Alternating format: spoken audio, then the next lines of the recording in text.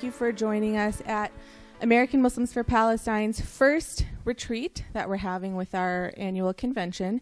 My name is Deena Kishawi. I am part of AMP and have been for the last 15 years, but I'm very excited to be here today for our first retreat. I have an incredible panel of speakers here that we'll introduce you to in a second, but for those who are first time coming to the American Muslims for Palestine convention, or for obviously all of us as it's our first time in the retreat, the purpose of these programs are intended to be educational for us to sort of reframe our thinking and our narrative on what's going on in Palestine, to have better context to understand, especially given how popular Palestine has been in the media, how to talk about Palestine in the proper way, how to have a better understanding when you're, confronted with certain questions that might be a little meant to be tricky, stumbling, and then also to have a better understanding of what's going on in Palestine. But today we're going to talk specifically about what's going on in Gaza, to have a better understanding of that so that when you're approached, you know how to answer, but also so that you have that educational background to be able to confidently understand the apartheid and the injustice that's been going on.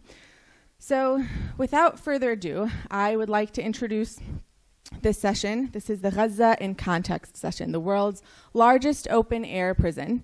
Every single person on this stage has a relation. Either they themselves are from Gaza or they're married to somebody who is from Gaza. But that being said, we've all been to Gaza at some point in our lives. We all have our own personal experiences with what it is, both getting in and out, traveling to and from Gaza, which for anybody who's ever done the trek is genuinely humiliating, and it definitely feels like a prison. But first up, I would like to introduce Dr. Zarefah Baroud. She is our digital media associate at the American Muslims for Palestine. She is currently completing her PhD under Dr. Ilan Pape, and for those who aren't familiar, he's authored multiple books relating to Palestine, such as The Ethnic Cleansing of Palestine, at the University of Exeter's European Center for Palestine Studies. She's also very well published. You can find her articles on Mondoice, A Middle East Monitor, Al Jazeera, and the Palestine Chronicle, amongst many others. So she will be talking first about the misinformation in the U.S. media, as well as the political discourse related to what's going on in Gaza. In the few minutes that I have, I would like to address what I've identified as a couple of the main, most pervasive lies that we encounter in U.S. media and U.S. popular discourse related to Palestine, but more specifically related to Gaza. Not only are they pervasive, even seeping into our own movements and to our own circles, but I think two of the most destructive lies as well. The first of which is that Israel, since October 7th and prior, has operated in a defensive military strategy. Now, this might seem pretty obvious, but it also implies and cements a much larger lie, that Israel is simply a modern democratic nation state who is responding to the Palestinians as any other modern democratic nation state would under similar circumstances. But what is erased is the foundational identity and structure of Israel as not a modern state, but a colonial entity, which to this day finds itself completely entrenched and enveloped in settler colonialism, not just rhetorically, but structurally. And therefore it functions based off what Patrick Wolf termed the logic of elimination, or the elimination of the native.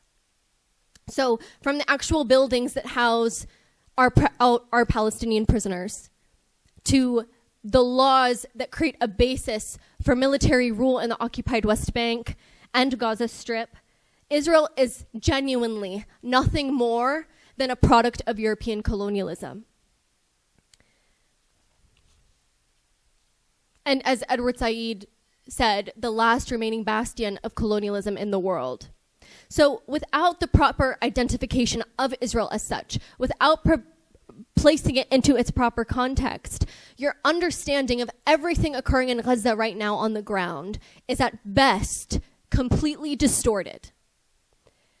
Because under this context, the very existence of Israel in the manifestation that it has taken is inherently offensive.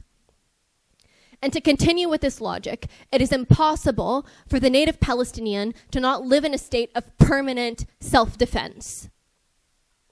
As Frantz Fanon writes in his book, A Dying Colonialism, there is not an occupation of territory on the one hand and independence of persons on the other.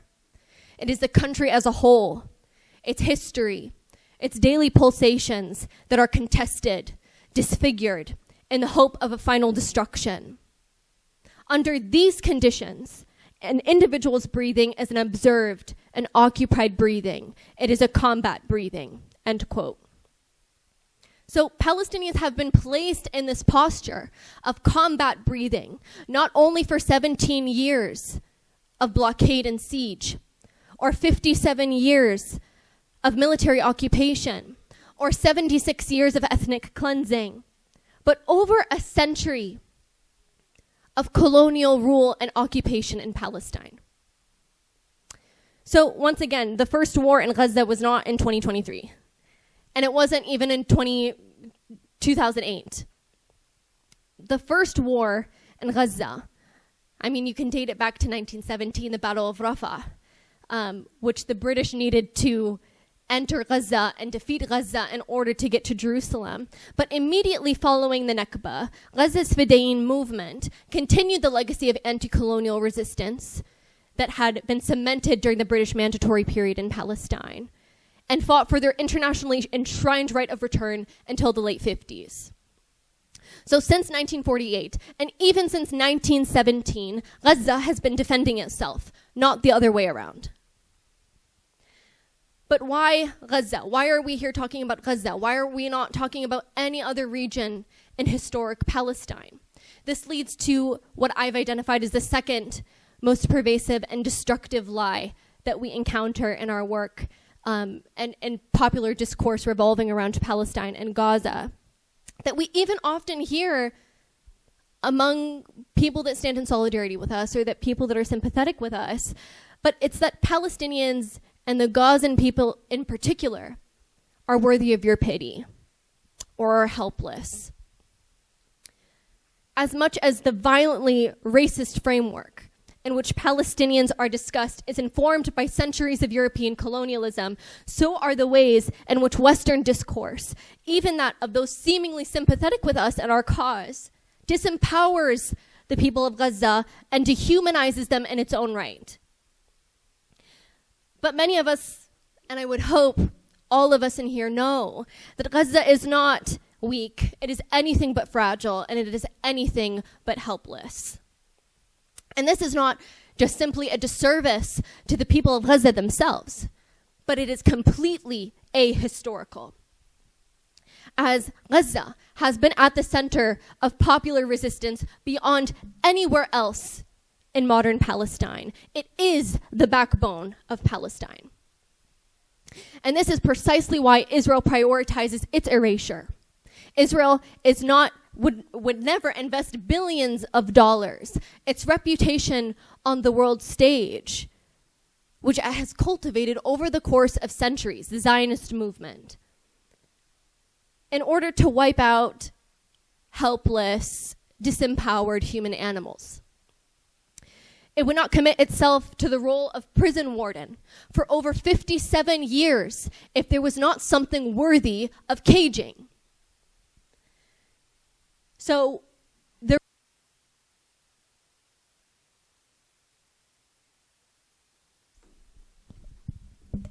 is this working? The reason why Gaza is a target over and over again, whether it's military bombardments or assassinations or blockade or siege or starvation, it is because it remains the true threat to the precedent of Israel's settler-colonial project.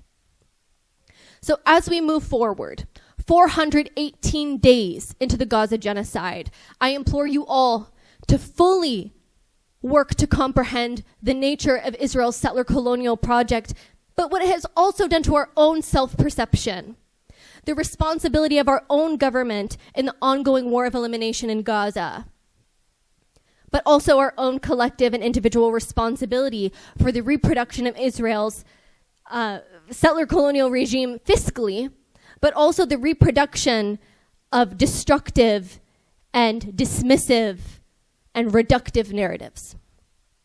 Instead, let's assert a narrative which fully appreciates the centrality of the Palestinian people as neither a victim nor a villain, but as powerful agents. Agents on the front lines of the final settler-colonial frontier, or anti-colonial frontier, a people with agency, a people with strength, a people with complexity, a people with their own political dynamics and nuances and conflict, but ultimately, those whose resistance and sacrifice brings us all closer to a liberated Palestine. Thank you so much.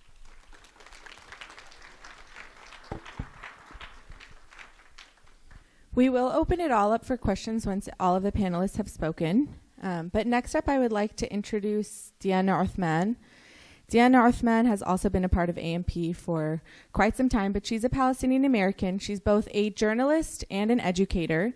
She currently teaches high school English as well as a course on media and culture at Universal School. She has a religion column on the Huffington Post and has published in many media outlets. She served on the board of American Muslims for Palestine for 13 years, mashallah, and has done a lot of media work and organization for the organization of AMP. And she's also served on the board of CIOGC. She is the co-chair and the founding member of the Coalition for Ethical Reporting on Palestine.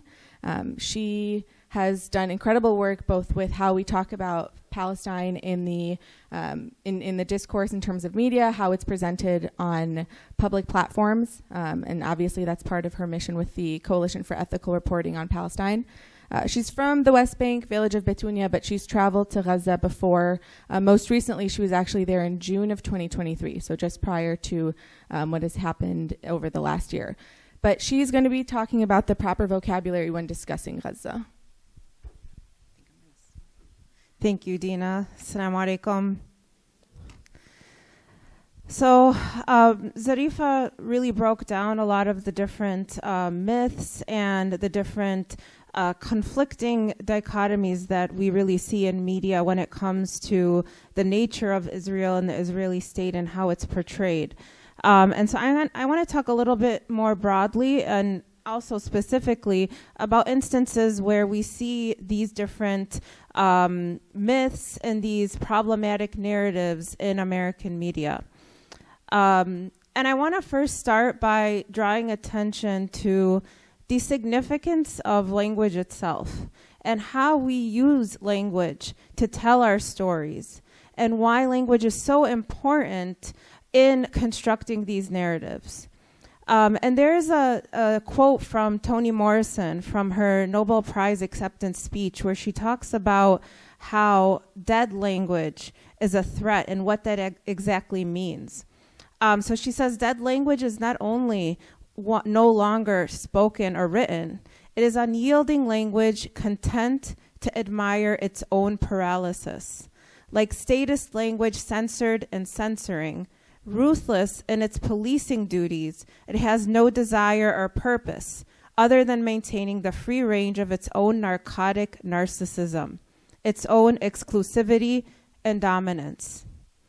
And so I think these words are very powerful because they really speak to the way that American media talks about Israel and about Israel's actions and about Palestinians as well. Because there is this sort of amnesia that's present, and there is this narcotic effect as she describes it, right? And she's talking about language in general, but it really, really applies to this particular situation.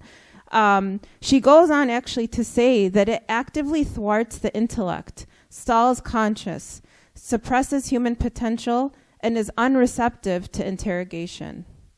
So anyone who has read an article that talks about anything happening in Gaza or tries to make Israel seem like it's not culpable for all of the war crimes and crimes against humanity that are unfolding before our eyes, you have seen this type of language in front of you. You have seen language that attempts to obscure reality, to create an alternate reality, something that is unrecognizable, right? And so this is something that we actively have to train ourselves to look for in media representation. This is language that we have to recognize immediately when we see it and be able to respond to it accordingly.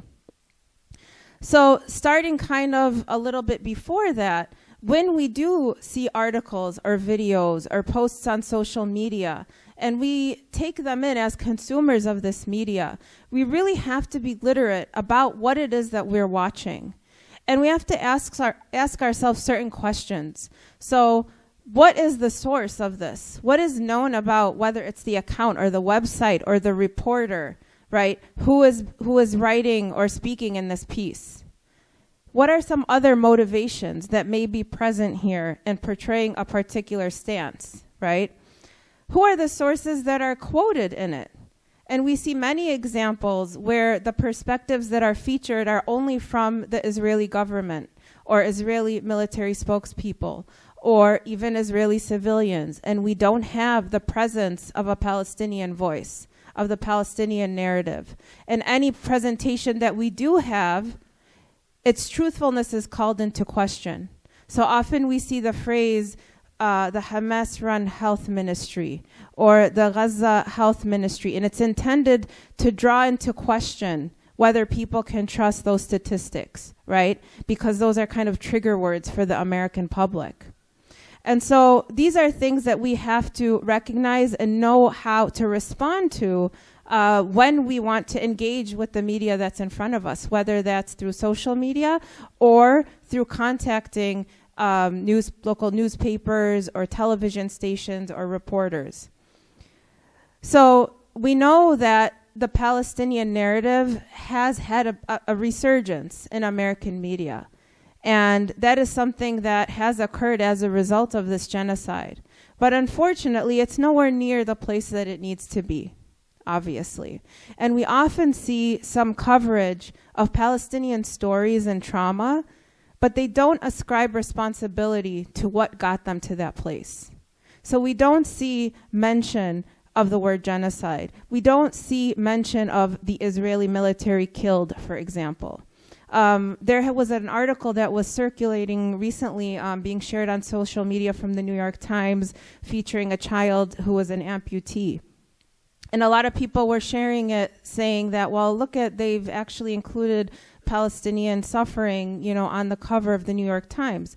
But what people didn't realize was a lot of the text that was in the piece was not calling attention to who actually perpetrated these crimes against these Palestinian children. How did they end up becoming amputees? Who did this to them? That's the most basic question that we can ask. And unfortunately, that sort of language is still not present. Even if we have images that alert us to the suffering, it really doesn't matter unless it's coupled with the correct language.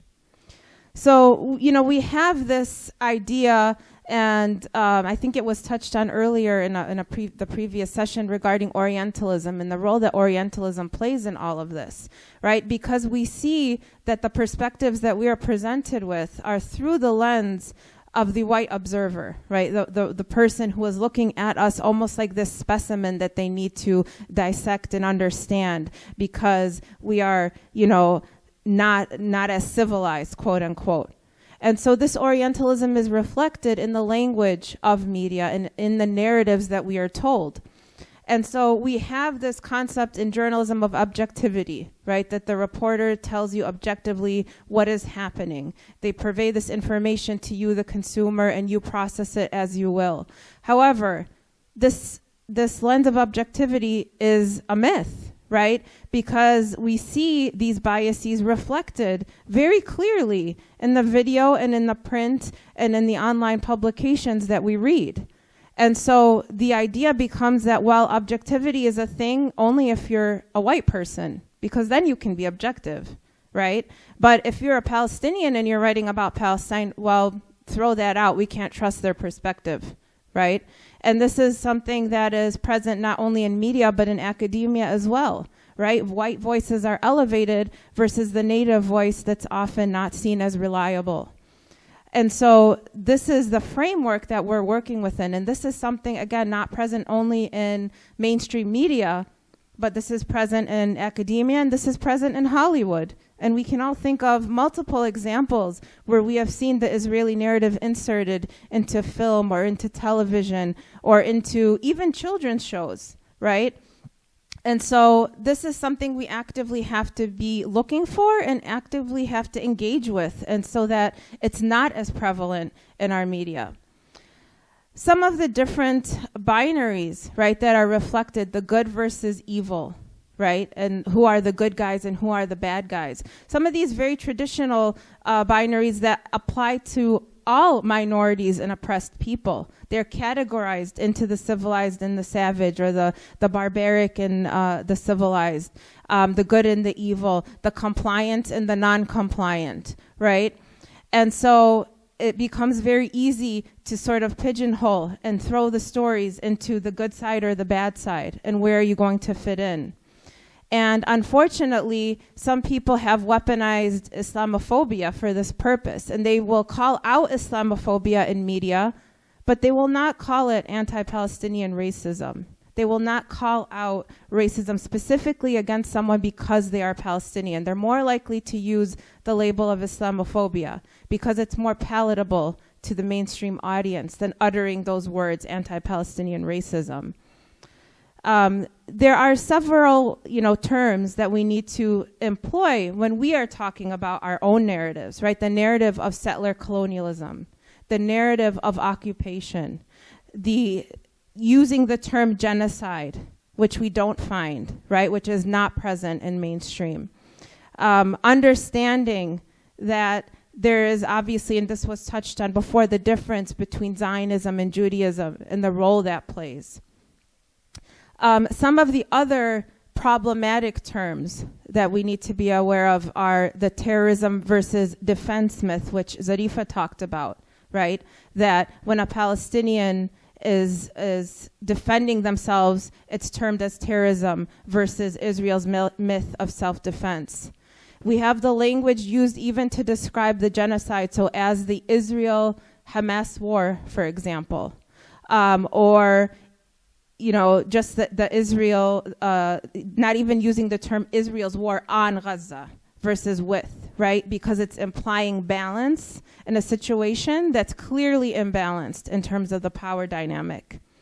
You have using the passive language and talking about Palestinians were killed or they died, right? Without saying who killed them, how did they die, what was the reason, what was the context for this death. The myth of Israel as this democratic state, right? And there's actually a very infuriating example of this that was published earlier this week in the Washington Post. I'm not sure if anyone has read this, but it was an op-ed by the Washington Post editorial board. So meaning it is representative of the views, not of just the person who wrote it, which a normal op-ed is, but of the editorial board of the Washington Post itself. And so the article was about how, why should we, send out arrest warrants for Israel and Netanyahu? There's other bad people in the world. That was essentially the premise of it. And it begins by naming Bashar al-Assad and the dictators in Myanmar and in Sudan. And it says, well, these people are perpetrating, horrific actions as well, so why can't we focus on them instead of Israel? And so it uses this very sarcastic, flippant tone, which is very offensive. And they say, so who does the International Criminal Court wish to arrest? Israeli Prime Minister Benjamin Netanyahu, as if it's some kind of a joke, right? The way it's sarcastically framed. And then it goes on to talk about, obviously, that, Israel's responding to a massacre on October 7th. It does not name any massacres against Palestinians, nor does it refer to genocide at any point. And, the thing that is just laughable about the way it's framed is that they say, well, Israel is not killing with impunity like other regimes, like in Syria and in Sudan and in Myanmar. They are a democratic nation with an independent judiciary. And so it's like, it's just your brain explodes reading it, because you're like, how? It's a democratic nation according to who? And the other regimes they name them as authoritarian, which is fine. But who gets to determine who's authoritarian and who's democratic? Who makes that decision, right? And so, obviously the piece goes on and is very problematic in many ways that we can spend a long time talking about. But this is just a prime example of a major newspaper, right, that is portraying this perspective on behalf of its editorial board. I know I'm running short on time, but there are a few other examples I'd like to just mention regarding problematic language and dehumanization. So even using, all of the traditional things that we've heard, unfortunately, so the use of human shields, militants hiding in civilian areas, the false narratives that have been debunked, so the beheaded babies and the narratives of sexual violence. When it comes to Israelis, they are called hostages and Palestinians are called prisoners. The attacks versus explosion, the framing of Palestinians in general as unworthy victims. And this is something that Noam Chomsky talks about in his book Manufacturing Consent, where he talks about the 5 filters that media goes through. And he talks about the nature of unworthy victims and how they are portrayed versus people who are deemed worthy victims, quote unquote. And we see this in American media with other groups, the way that African Americans, right, are covered when somebody is killed due to police brutality. The person who was actually killed is demonized more than the actual killer himself. Right? And so we see the same dynamic with the way that Palestinians are talked about as well. The unworthy victim who is not necessarily innocent, right, in his or her own death.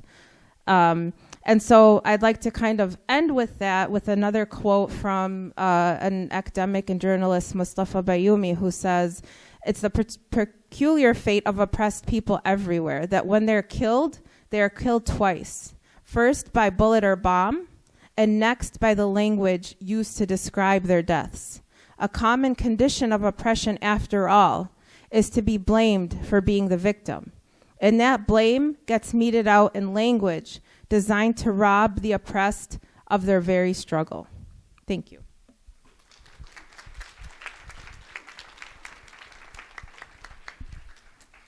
So with this information that you all have, I want you from here on out to pay more attention to how these articles are presented in the media. When I was first scrolling actually through Twitter one day, I saw somebody talk about a New York Times article where they slashed out how Palestinians were spoken about. And it said, 18 Palestinians found dead. And then later on in the article, 1 Israeli child brutally killed. Right? And then when you open up that article about the 18 Palestinian humans or people, however it was addressed, you later come to find out that those were all children, and they were all massacred. They were all staying in a shelter at the United Nations, like the UNRWA schools that's in Gaza.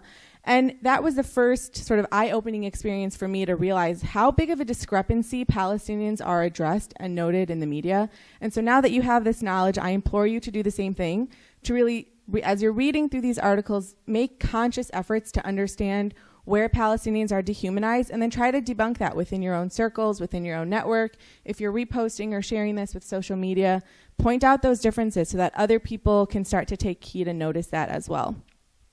We're going to wrap up this session with Ashraf Mashharawi. He is a Gaza native award-winning filmmaker who has documented wars and conflict zones across the world, not only including Gaza, but Libya, Syria, and Ukraine as well. And I think it's a nice way, as he has been in Gaza, he can talk about what the siege is like, what living in apartheid, and how the experience of being in Gaza during occupation time is. So we will wrap it up with him. Thank you very much. I am very happy to be with you today. But before talking about siege, I'd like to present a story, personal story, connected how the media cover Gaza. Because I am also a journalist.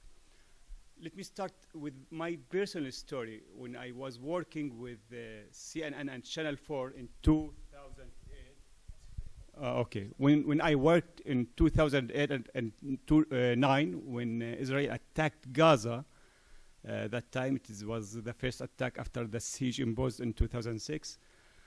In that attack, while I was covering day by day the stories from Gaza to the CNN and Channel 4, they attacked my house and killed my little brother, 11 years old, and my cousin. They were playing on the rooftop.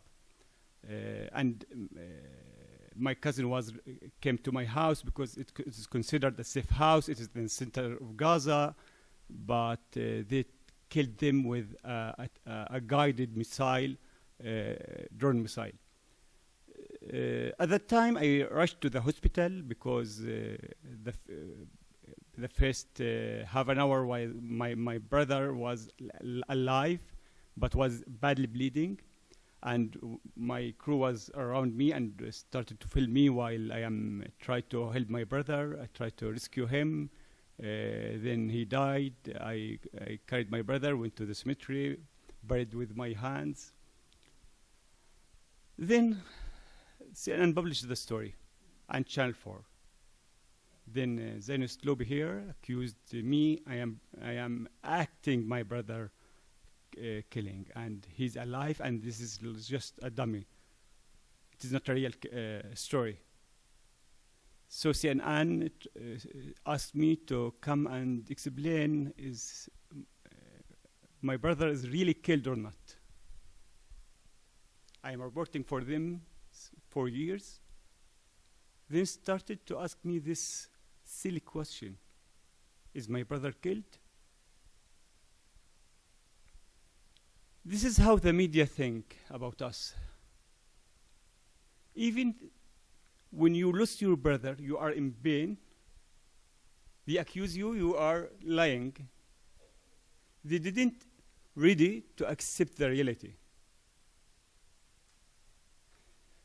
Then after that, because they accused me and Dr. Max Gilbert, it is a famous doctor who by the way, I worked with him, and he tried to help my brother that time because when he heard the story, he come and tried to stop bleeding, but he failed. Then Norwegian television started to make investigation, and we proved later that it is a very in purpose targeting, because the drone has a camera and the missile has another camera, so until the last half second they know that they are killing at children. And we make an investigation, a very full investigation about this case, because it was connected to me, and they sent also from here a pre-Pentagon worker who worked with the Human Rights Watch and make an investigation about this story. Anyway, let's talk about now, get back to the siege and how to live under the siege. I lived, my childhood started with first Intifada, which is also a kind of living under the siege, because it was a very horrible experience. Then I witnessed and covered as a journalist the second Intifada, then the siege started. There's tons of stories of the suffering of people who are living in Gaza, and turn them to numbers that people should not care about them. And the siege has two forms. The siege on Gaza, to turn Gaza to unlivable place, so people can't live in Gaza, or to reach a level that fight with each other. And the siege on you, on your rights to know.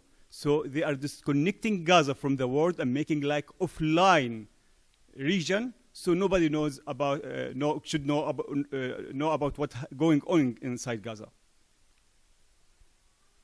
So imagine sometimes this, or so imagine some people lived for 40 years, they couldn't leave Gaza because of the siege.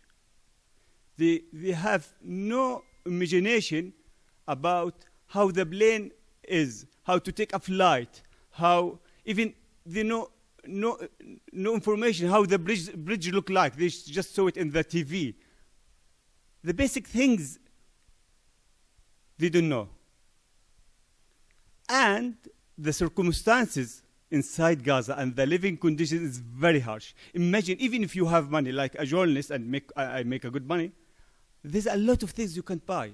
There's no electricity, no, just 3-4 hours a day, no water, drinking water, I mean. I remember in the winter, sometimes when my daughter was cold and sick, I tried to rub her hand just to make her warm. And sometimes it took me 3-4 hours just to keep her body warm. Me and my wife, we just all the time rub her body just to make her warm. It is very, very tough experience, even in your personal level. I remember I interviewed children in Khan Yunis who's tried to work. He's just 8 years old or 9 years old. He tried to work to help his father because he was ill and he denied the access to go to get treatment abroad. So when I asked him, what's your big dream? Do you know what he answered me? He answered me to travel. I said, to where? I thought he will answer me to Egypt or to Jordan or any part of the world. He told me to Rafah. He was in Khan Yunis, just 10 kilometers away from Rafah. Because he don't have money because of the siege, because the high percentage of poverty. He couldn't take a trip to go to Rafah to visit his aunt, and he considered the 10 kilos like a trip. Needs to be travel to have money to travel to it.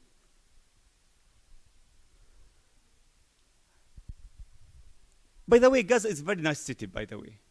The people there is innovative and to build their life decently and in a very nice way.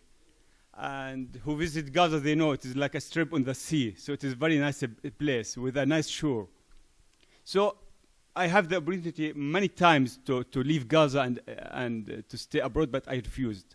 Until 2014, because I covered and worked as a filmmaker around the world, and I need to travel a lot.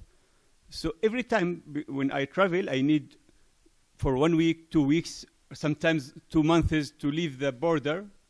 And when I come back, also it needs sometimes 10 days, 15 days, 1 month, just waiting the permission to enter Gaza. It was exhausting and a lot of suffer, but I accept that suffer to stay in Gaza and not leave Gaza. But 2014 until 2016, I denied to travel, not me, the whole people there, because it was a harsh siege. Nobody could access the crossing. So 2 years, I couldn't do anything. I couldn't travel. So I found myself forced to move abroad. So even the siege didn't affect you just to stay or not to stay. It just affect your life, even to move abroad forcibly. So tons of stories that how Israeli worked to let Gaza lift on the dark. So nobody knows about what's going on. The people start to fight with each other, which was, but luckily we have a good awareness of the people that they know what the aim of that siege. And beside of that, the apartheid system. The siege is not just a siege, it is apartheid system because they deny you from every right. The right to health, the right to drinkable water, the right to travel, the right to education, because even the universities, they need sometimes to send their students abroad to exchange the knowledge, to exchange to make some research. They can't leave, the same as the story of us, as journalists, we can't move. They deprived us every possible rights. While on the other side, the Israelis have every right. That's the apartheid, and it's the collective punishment.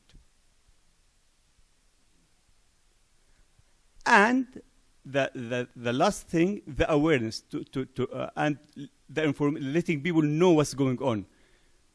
Because Israel know that if people know, they will react differently. Like what happened in the last war in Gaza. When people here start to know what's going on really and start to have some access to the information, they started to react differently. They started to move. They started to make like some pressure on the politicians. And that with the little information they have. Believe me, we have tons of stories we couldn't cover because Israelis are innovative in making a lot of problems every day, a lot of crimes that you couldn't cover it. In this war, I am covering also in this war, I have 5 crews working in Gaza. Unfortunately, I lost 3 of my colleagues from those crews who are working with me. I received a call on about 3 a.m. from one of my relatives who in Egypt, but his family in Gaza. He told me, my father tried to call you since 3-4 hours from Gaza, but he couldn't reach you, and he want to talk to him very soon. I tried about 80 or 100 times, calling until the line connected. Then he told me, please help us. We are in a school, and the tanks surrounded us, and they started shooting us, and my mother holding, or not his mother-in-law holding her son, bleeding in her lap, and that other 2 killed. And we need to bring this story to the media, so maybe the Red Cross or anybody could help us and send ambulances. I could connect them to my colleagues in Al Jazeera Mubashir, and at that time we managed to connect him after maybe 3 hours. Then they started to talk about everybody's bleeding, and at that time there were just 30 people injured, and I think 30 people killed, sorry, and hundreds injured in that attack, and nobody knows. Then after a lot of calls, after circulating this story in the media, the Israelis allowed the first ambulance to come around 4 p.m., about more than 24 hours from that attack, because I know about the attack 3 a.m., but it happened just 12 hours ago, before my call. At that time, 4 p.m., the number of killed people reached about more than 100, which means 70 died from bleeding. Imagine. And nobody knows about this incident. No cameras, no media. Even us who are working there, we couldn't reach the area. And I just knew about it from a call from Egypt, from one of my relatives, because his father was in the school. Then he called me. Then I tried to connect them. It is a long story. And it is not the only story. There's tens of the cases like this in Gaza. Really, my head is crowded with the stories. If you, many crimes happened at the same time, so nobody can cover everything, so nobody can know everything. So at the end, you lost your right to know. When you lost your right to know, the people can't react as they should react. So it is not attack just on Palestinians, even on your rights to know. And that's the problem. So it is very important to spread awareness, to let people know, especially in the United States, because here the real change starts from here. Because when United States politicians, if they decided to end this war, they can, but the other unfortunately can't, because here the power. And you as as Palestinians here, as pro-Palestinians, as people support. It is not just Palestinians, it is a pro-human rights people, because if we start to work on that, to spread awareness, to let people know, at some point, you can change the situation. It needs long-term thinking. It needs time, but you can. But we have to start. And Gaza war, last war, this war, proved for you that awareness helped.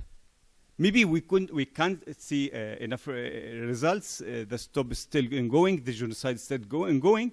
But on the long term, there's a hope we can change the situation. We can help the grassroots movement to move much and grow much larger to put the pressure. But we have to start, and we have to let people know what's going on in Gaza, and that's very important. Thank you very much.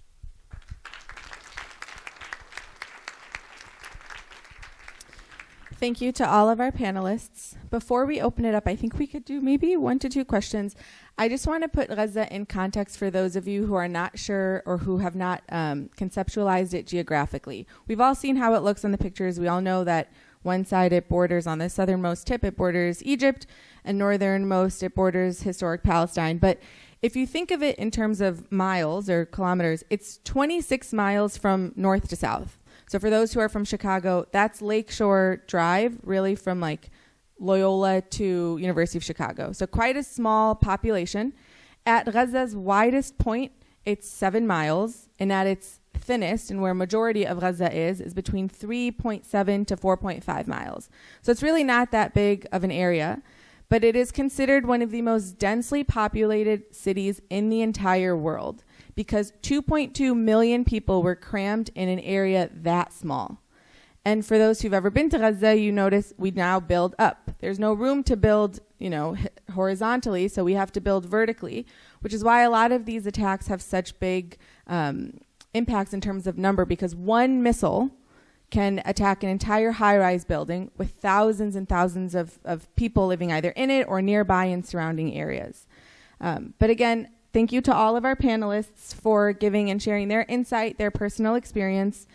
We will take a couple of questions, but we'll also wrap up, and I'm going to let you know we have a break directly after this session.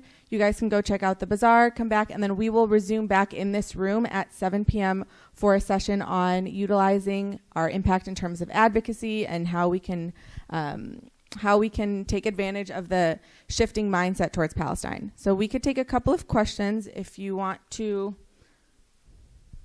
if anybody is, yeah.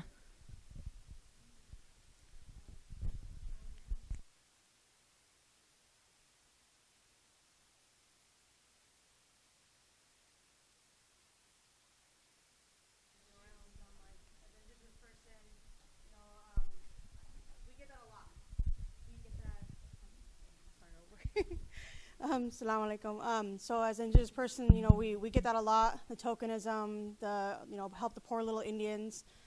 We're also still listed as merciless Indian savages in the United States Constitution.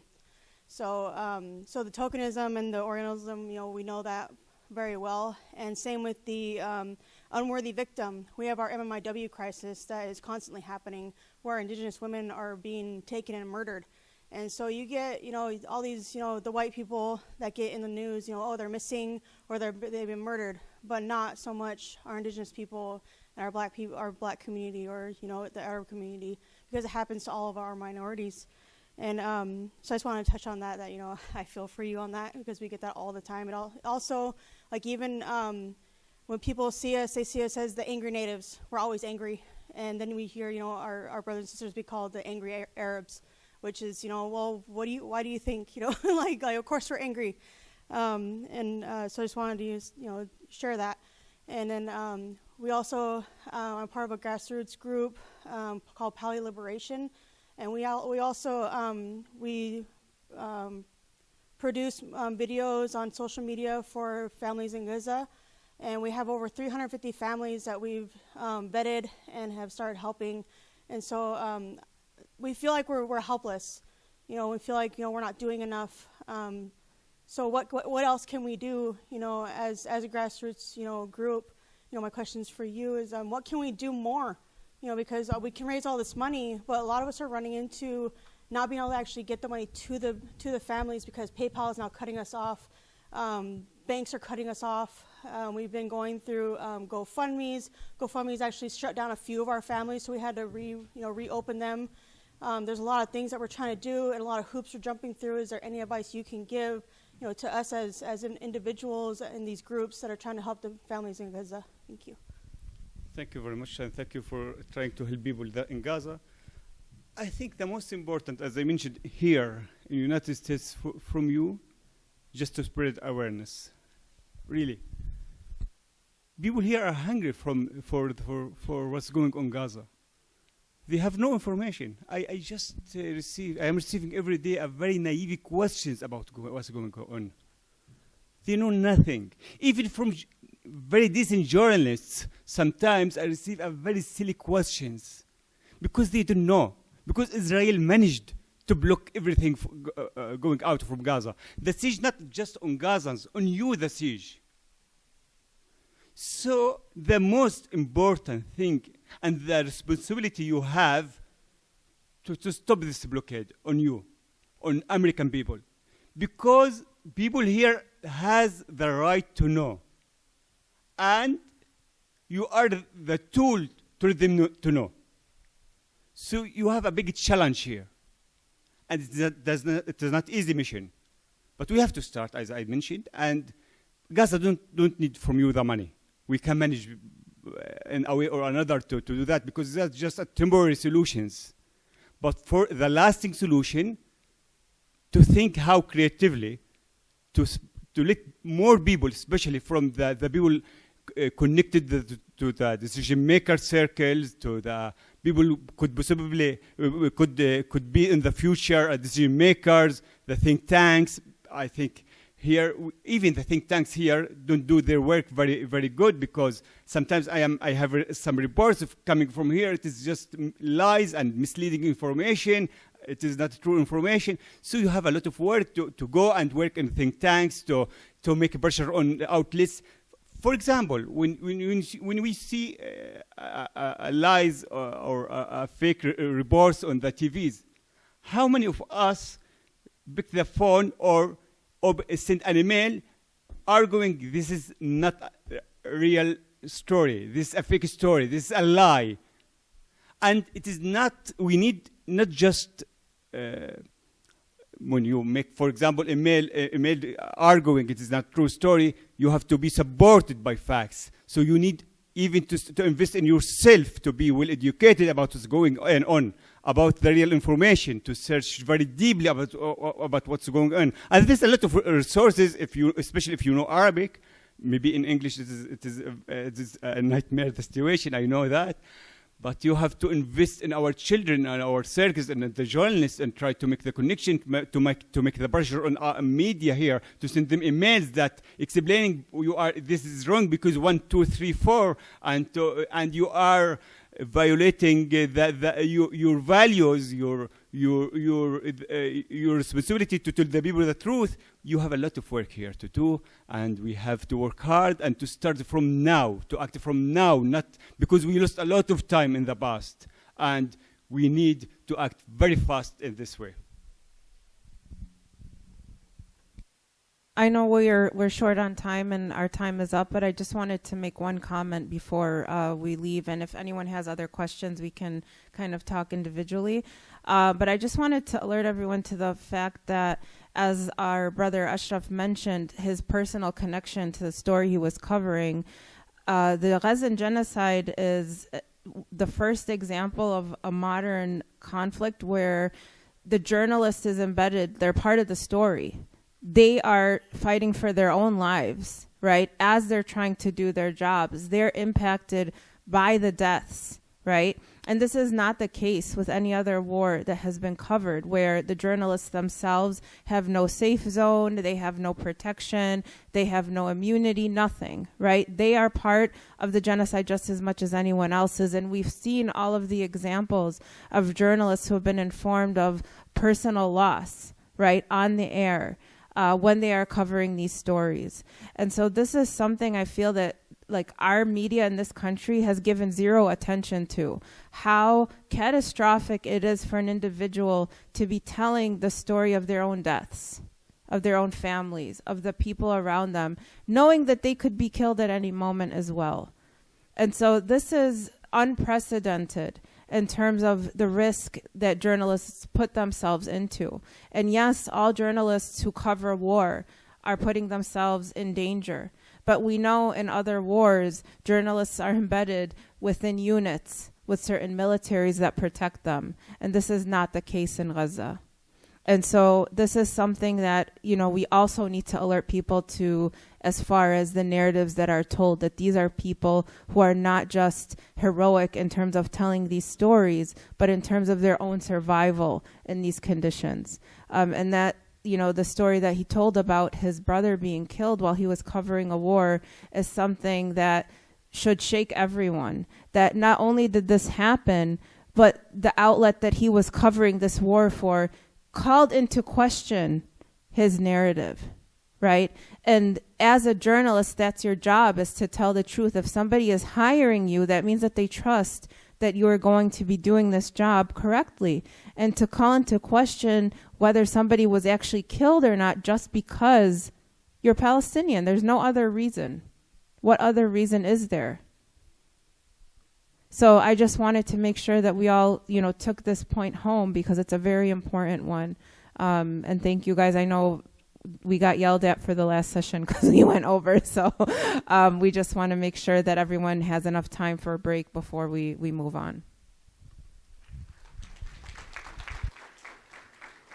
Thank you all for attending this session.